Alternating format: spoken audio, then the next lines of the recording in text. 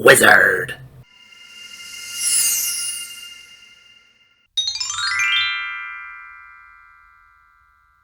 Hi, I'm Everett Abrams, the Wizard of Wood, and today I want to talk to you about replacing a board or boards on a deck, but specifically a board.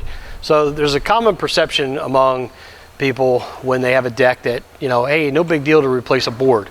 And a lot of people will say, hey, can you just replace like a 6-foot piece of wood on a deck because the rest of the wood is good, and they replace pieces.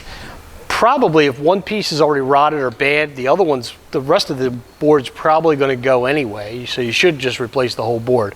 The other thing too is replacing a whole board is nice because I can actually take the whole board out.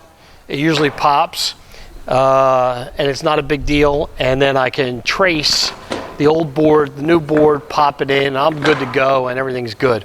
When I have to replace a section of a piece, say a 16-foot board, and I'm only replacing a small piece, I have to cut the exact angle, and I have to make sure the new board actually butts up to the existing board. I have to make sure when I cut, I don't cut into either deck board on either side, and it takes a lot of time, a lot more labor.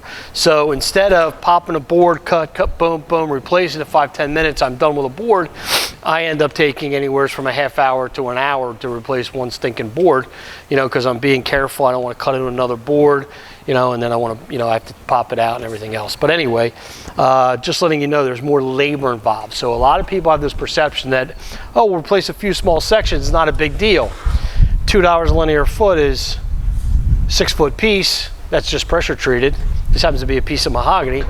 That's 3 pieces, or say 6 foot, so it's $12.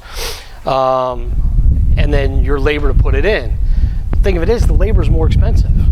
So when somebody asks me to put pieces in, it doesn't make sense for me. I'd rather replace the whole board because if it's more labor intensive, you're going to pay more for the labor. If anybody's not looking at the cost these days, carpenters make, $25, $35 an hour, but let's just say it's $30 an hour. If you start adding the wage of a good carpenter who's replacing these boards plus the small section, it's either the same or more than if you were to replace the whole board anyway. Why would, for this even the same amount of money, let's call it a wash, why would you replace 6 feet of wood for the same piece of money, for the same amount of money when you could replace the whole board? It doesn't make sense. So replacing pieces is, just to be honest with you, it's garbage, it's a waste of time. If somebody's a homeowner and they want to tinker with something, that's fine. But when it comes to doing this, as far as a contractor, handymen, people that do this kind of stuff, it's just as easy just to take the board out, replace it, and get it done.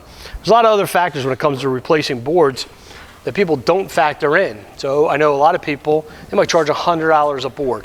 Some of the wood that we get, even composites, are going to be $5 a linear foot and up, not $4 or $5. Some of these are $6, $7, $8. Depends on epay, Brazilian teak, Brazilian hardwoods, that kind of stuff. They're very expensive. So what happens is you get that 16 or 20 foot plank. It's already $80 to $100. Now somebody says, okay, well that's good. Well, what about the staining it? What about putting it in? What about the labor and the time? Guess what else they don't factor in? Somebody has to go pick it up. You can't put your 16, 20 foot piece on a piece of Yaris and do it from home.